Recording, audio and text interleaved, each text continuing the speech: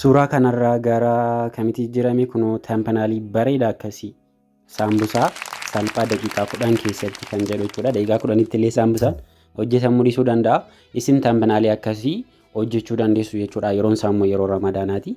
Saambusaa bareedaa akkasii hojjettanii viidiyoo hojjechaa namoota ittiin barsiisuu dandeessu wantoota akkasii karaa salphaa ta'een piroontiin keessan namoota baay'ee bira qaban kan taasisan keessaa isaan murteessoo ta'an akkuma asirratti argaa jirtan yookaan immoo Gemini gaafachuudhaan kanan argadhe YouTube tampanaalii akkasumas immoo taayitilii fi descriptionidha. Kanaaf ani immoo har'a karaa salphaa ta'een akkaataa kamiin hojjetattu kan jedhuun isinitti argisiisaa jechuudha. Akkuma beekamu yeroo ammaa kanatti YouTube kan abbummaadhaan hordofaa jiru yookaan immoo YouTube kan ittiin namoota baay'ee hordofaa jiru Gemini fayyadamuunidha. Gemini immoo yeroo ammaa kanatti afaan nuti haasofnu ni beeka akkasumas immoo viidiyoo keenya keessatti wantoota nuti fayyadamnu hundumaa ni beeka. Koopiraayitiin illee yoo jiraate karaa salphaa ta'een argachuu kan danda'udha. Kan biraa immoo viidiyoon keenya akka namoota bira qaqqaban illee taasisuu ni danda'a jechuudha Gemini. Kanaafis immoo kan nuti gochuu qabnu namoonni baay'een viidiyoo gaarii ni hojjenna. Garuu viidiyoo keenya keessatti tampanaalii nuti fayyadamnuu fi taayitilii nuti fayyadamnu viidiyoo sana wajjin deemuu qaba. Akkasumas immoo namoonni baay'een illee gara viidiyoo keessanitti akka dhufan hordofaniif immoo description isin barreessitan illee murteessaadha jechuudha. Akkuma asirratti argaa jirtan yeroo ammaa kanatti anis kanan fayyadamaa jiru Gemini fi ChatGPT fayyadamuunidha. Kananaani karaa salphaa ta'een daqiiqaa muraasa keessatti YouTube tampanaalii akkasumas immoo description akkasumas immoo taayitilii kiyya kanaan ittiin hojjechaa jiru jechuudha. Kun asirratti immoo akkuma argaa jirtan YouTube tampanaalii babbareedaa akkasiillee daqiiqaa muraasa keessatti daqiiqaa 5 waan hin caalle keessatti hojjetachaa jira jechuudha. Isinis har'a kallattii kamiin akkaataa kamiin akkasiin YouTube tampanaalii bareedaa akkasumas immoo YouTube tampanaalii keessan sana waliin kan deemu immoo taayitilii bareedaa ta'e yookaan namoonni baay'een akka isaan dhufanii viidiyoo keessan ilaalan kan taasisuu fi akkasumas immoo description viidiyoo sanaa ta'ullee karaa salphaa ta'een akkaataa kamiin hojjetachuu yookaan immoo akkaataa kamiin argachuu dandeessu akkaataa kamiin YouTube keessan irratti fayyadamuu dandeessu kan jedhuun isinitti argisiisa. Haga xumuraatti viidiyoo kana ilaaluudhaan isinillee irraa barachaa viidiyoo keessan irratti yookaan immoo yeroo laayivii seentanitti illee description akkasumas taayitilii akkasumas immoo YouTube tampanaalii osoo baay'ee ittiin dadhabii YouTube tampanaalii bareedaa ta'e hojjetachuu dandeessu jechuudha. Appiiwwan har'aa tampanaalii keenya description keenya taayitilii keenya hojjechuudhaaf nu gargaaran isaan kana lamaanidha. Lamaan kana fayyadamanii namoonni aappii isaan qabne immoo rakkoon qabu Chrome irratti bantanii maqaa isaanii search gootanii jechuudha. Achirratti sign up gootanii fayyadamuu dandeessu. Asumaan namoonni subscribe nan godhin jirtan amma yoonaatti subscribe na godhaa. Yaadaa fi gaaffii qabdan immoo comment irratti naa kennaa. Akkasumas immoo viidiyoon kun yoo isinitti tole immoo like gochuu hin dagatinaa. Toli jalqaba irratti kan nuti fayyadamnu Gemini fayyadamna. Gemini ni banna jechuudha. Gemini yaada keenya yookaan immoo viidiyoo hojjennu erga murteessine yookaan immoo viidiyoo keenya erga qopheeffannee akkasumas immoo barbaadan suura galfachuu dandeessu. Fakkeenyaaf amma suura kan ofii kiyyaa galcheetan isinitti argisiisa yookaan immoo suura akka inni ofii isaati isinii kenne waan hunda ofiif isiniif hojjetus gochuu dandeessu. Namoonni suuraa keessan fayyadamuu hin barbaanne yookaan immoo suuraa keessan argisiisuu hin barbaanne jechuudha. Tole aan amma fakkeenyaaf tampanaalii dhumaan amma viidiyoo kana irratti fayyadameen isinitti argisiisa waan ta'eef jalqaba irratti jechuudha. Taan immoo tampanaalii kan biraallee isinitti argisiisa bakka ask jedhu kana irratti jechuudha.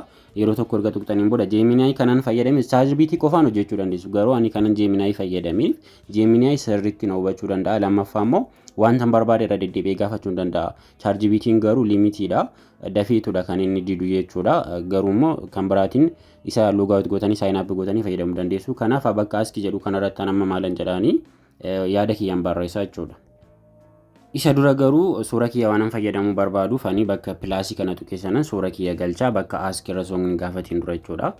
Suura kiyyaan galfadha. Gaalaarii keessatti suuraa qopheeffattan tokko erga galchitaniin booda bakka ask jedhu kanarratti gaa wanta hojjechuu barbaadan irratti fakkeenyaaf amma ChatGPT fi Gemini fayyadamne akkaataa kamiin tampanaalii fi taayitilii akkasumas immoo description akkaataa kamiin akka nuti qopheeffachuu dandeenyudha. Kanaan hojjechuu barbaadu tampanaalii keessa immoo isa akka ibsuun barbaada jechuudha. Kanaaf isaan barreessaa jechuudha ammasitti. Kunoo barreeffama ani qopheeffadheen jira jechuudha. Kanan ani barreesses immoo kunoo asirratti akkuma argaa jirtan yaa'u isinitti mul'ata yaada ChatGPT fi Gemini fayyadamuudhaan tampanaalii bareedaa taayitilii fi description viidiyoo keenyaaf akka hojjetachuu dandeenyu namoota barsiisuun barbaada. Kanaaf tampanaalii suura kana fayyadamuudhaan namoonni hojjechuu naaf hojjedhu harka tokkoon ChatGPT harka tokko irratti immoo Gemini akkan fayyadamee naaf argisiisi. Kanaaf kan ta'u promptii naaf kenni daqiiqaa 2 keessatti tampanaalii taayitilii fi description jedhi irratti naaf barreessi. Kanadha jechuudha. Yaani ani barreesse akka inni daqiiqaa 2 keessatti nuti hojjechuu dandeenyu fi harka tokko irratti immoo nama Gemini qabatee jiru, harka tokko irratti immoo nama ChatGPT qabatee jiru yookaan immoo ChatGPT qabatee nama jiru akka inni naaf fakkeessudha kana nani barreesseef jechuudha. Tole sana booda erga barreessitanii barreeffama keessan ani yaa dheeraas ta'uu danda'a gaaffisanis barreessuu dandeessu. Dogoggoree maaliin jedhina Gemini isin sirreessitidha barreeffamni keessan sirrii yoo ta'u baate sirreessee isinii barreessa jechuudha afaan Oromoo jechuudha. Kanaaf erga isa barreessaniin booda seendi gootu jechuudha bakka kana tuqxanii. Kunoo suuraa kiyya argitaniitu amma suuraan ani fayyadame kunoo bakka kanarratti yoo barbaadan kunoo banee isin argisiisa suuraa kanadha kanan ani ergee fi akkamitti akka arganne piroontii naa qopheessee fi sana booda immoo akkaataa kamiin akka inni hojjechuu danda'uun isinitti argisiisa jechuudha. Kunoo akkuma asirratti argaa jirtan ammanni naa kennee jira jechuudha. Sadanuu naa kennee jira kanan ani barbaadu tampiinaaliidhaaf kunoo bakka kanarratti piroontii naa kennee jira. Yeroo hundumayyuu yeroo barreeffama keessan barreessitanitti piroontii naa kenni jedha barreessa. Piroontii kun jecha ishii kana jechuudha. Piroontii naa kenni ishii jettu piroontii ishii jettu kana naa kenni jedha barreessaa malee Gemini ani hojjechuu hin danda'u waan akkas akkasiin jedha yoo naaf hojjedhu jettaniin jechuudha. Bakka kanarratti immoo akkuma argitan taayitilii gosaan naa kenneera jechuudha filadhuuti iccitii YouTube jedhee ChatGPT fi Gemini waliin tampiinaalii bareedaa hojjechuudha waan akkas akkasii kun filannoowwan sadii naa kenneera asirraa dubbisuu dandeessu akka viidiyoo hin dheerannee fi bakka kanarratti immoo akkuma argaa jirtan kunoo descriptionii naa kenneera jechuudha ibsa viidiyoo jedhee bakka kanarratti naa kennee jira kaza hashtagillee naa kennee jira. Kun bakka kanarratti hashtagii garaagaraallee kan viidiyoo kiyya waliin deemu naa kennee jira jechuudha. Kanaaf karaa salphaatiin sadanuu naa kenneera garuu bakka kanarratti amma akka inni naa sirreessuun barbaada piroontii kiyya xiqqoo ishii hin jaalanne jechuudha. Kanaaf maalan jedhaanii piroontii kana keessatti deebiseen barreessaaf ammas. Tole kanan ani amma deebisee barreessiif tampiinaalii fi taayitilii descriptionii daqiiqaa 5 keessatti jedhiiti piroontii kiyya keessatti dabaliinaa barreessin jedheeni sana booda immoo suuraa siif kennee yookaan immoo harka isaa tokkoon Gemini harka tokkoon immoo ChatGPT fi loogoo isaanii haa qabatu jedheen barreesseef jechuudha. Sana booda sendiin jedhaan ammas. Yaa dogoggora barreeffamaa waan akkasii uumamuu danda'a garuu ChatGPT'n ofuma isaatiif iyyuu jechoota afaan Oromoo sirreesseetidha kan inni barreessu. Sana booda sendettuuni. Kunoo amma naa barreessee jirame amma koppii goonee deemnee ChatGPT irra gallee ni ilaalla. Kunoo bakka kanarratti akkuma argitan daqiiqaa 5 keessatti tampiinaalii taayitilii descriptionii jedhee naa barreessee jira. Isa kanamee koppii goonee deemnee dhaqnee amma maal goona jechuudha ChatGPT irratti ni galchina jechuudha piroontii kana. Isaaf immoo bakka kanarraa akkasitti gadi qabdu. Sana booda bakkuma wannichaa jechuudha. Sana booda bakka kanarratti akkasitti harkistanii kana piroontii kana hundumaa isaa akkasitti erga wanni gootanii gooda piroontii isa jedhu inni ibsu sana booda koppii gootu jechuudha. Koppii gootanii deemtanii amma ChatGPT irra deemtu. Sana booda asirraa kunoo ChatGPT ni tuqnanii banna jechuudha. Ammas kunoo bakka pilaasii kana tuqnee jalqaba suuraa duraan achirratti fayyadame asirratti nan fayyadama isanii galchina. Kunoo photos kan jedhu keessaa galtanii suuraa keessan ni fidattu yookaan immoo suuraa ofumaa fayyadame jechuu dandeessu akkuma isinitti hime garuu amma suuraa waan hin qabuuf jechuudha. Suuraa kiyya galcheen jira kunoo bakka as jedhu immoo gadi qabee tanan paste godha jechuudha. Kanan duraan achirraa koppii godhee fide sana booda maalan godhaa fi nan erga jechuudha sendin godha. Kunoo amma suuraa kiyya ergeefiin jira lamaan isaa USB ergeefiin jira daqiiqaa muraasa keessatti create naa godha jechuudha. Suuraa kiyya barbaadeera kunoo create gochaa jira amma. Create gochaa jira bakka kanarratti kunoo create image jechaara. Create nu gochaa jira jechuudha. Kanaaf yeroo tokko amma isa rakkisuu danda'a ChatGPT jechuudha. Bakka kanarra dhuftanii yeroo inni isin rakkise yookaan immoo suuraa 2-3 isiniif hojjetee isin didu kana loogaawut gootanii isa fayyadamaa jirtan jechuudha. Kan biraa galchuu dandeessu mii kan jedhu kana tuqxu achirra erga dhuftaniin booda immoo kunoo dhumarra deemtanii loogaawut kan jedhu jira. Isa amma fayyadamaa jirtan iimeelii keessanis amma loogaawut gootanii iimeelii kan biraatiin loogiin on gootanii seentanii itti fayyadamuu dandeessu malee firiin baay'ee limitiidha. ChatGPT irratti firiin baay'ee limitiidha. Waaw baay'ee namatti tola dhugaa kunoo ilaala. Suuraan kiyya kana ture suuraa kana ture bakka kanarratti akkamitti akka inni jijjiiree akkasitti naaf hojjete jechuudha. Kanaaf tampiinaalii bareedaa kun loogoo harka lamaanitti amma fakkeenyaaf harka qabadheen turre garuu harka kiyya lamaaniin isaan lamaan argisiisa bakka kanarratti immoo barreeffama bareedaa sirriitti mul'atu waliin naaf hojjetee jira jechuudha.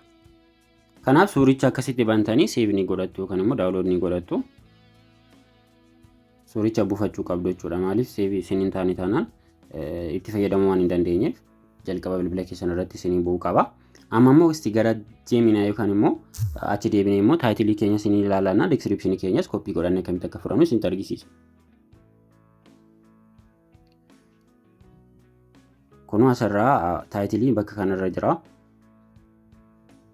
Bakka kanarratti taayitilii naa kennee jira jechuudha. Taayitilii bareedaa naa kenne. Taayitiliin kee daqiiqaa 5 qofatti ChatGPT Gemini fayyadamanii thumbnailii fi taayitilii description hojjechuudhaaf.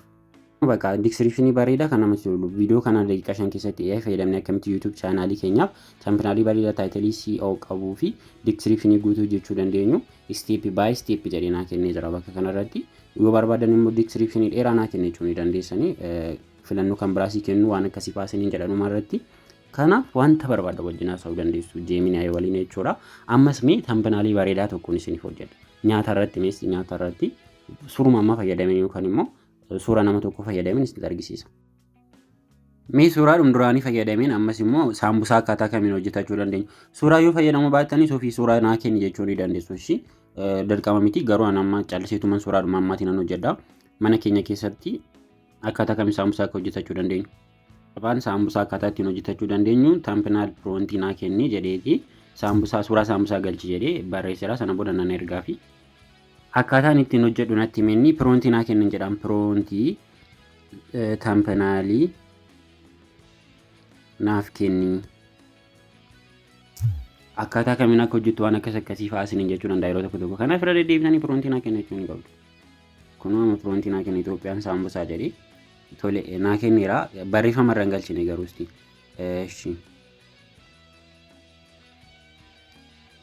Karaa salphaa saambusaa jedhii irratti naa barreessi saambusaa hojjechuuf jedhii promptii keessatti naa barreessi.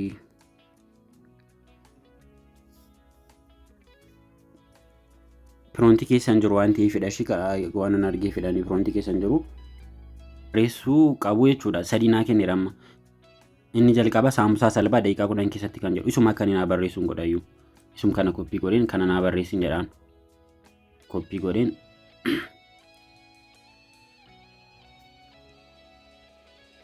kana naa barreessi.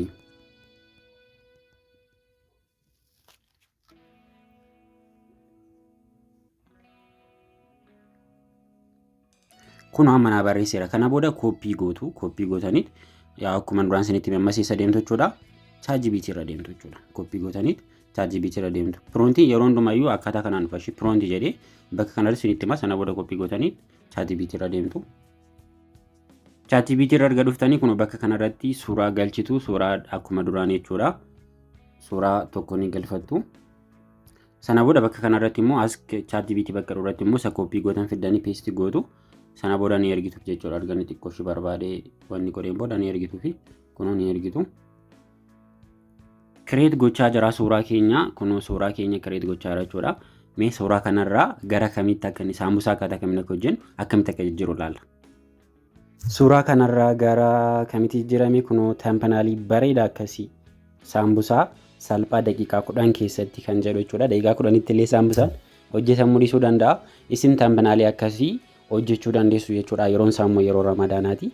Saambusaa bareedaa akkasii hojjettanii viidiyoo hojjechaa namoota ittiin barsiisuu dandeessu wantoota akkasii karaa salphaa ta'een promptiin keessan yoo fakkeenyaaf fiddan yeroo asirratti paste gootan yoo isin didee yookaan immoo yoo akkasiin barbaadan isin dhufne kana naa sirreessitanii deebitanii Gemini irratti barreessaa fiddan immoo paste gochaa ilaalaa naa sirreessichaa paste gochaa ilaalaa karaa salphaa ta'een thumbnailii waan bareedaa akkasii hojjechuu dandeessu. Namoonni laayiviidhaaf barbaadan immoo laayiv jedhii irratti naa barreessifaa jechuu ni dandeessu. Laayiviifan barbaade ibsa akkasii laayiv irratti barbaadettanii barreessuu dandeessu jechuudha. Sana booda immoo achi deebitanii taayitilii isiniif hin kennine yoo ta'e immoo taayitilii fi description naa kennechuu ni dandeessu. Taayitilii fi description naa kennettanii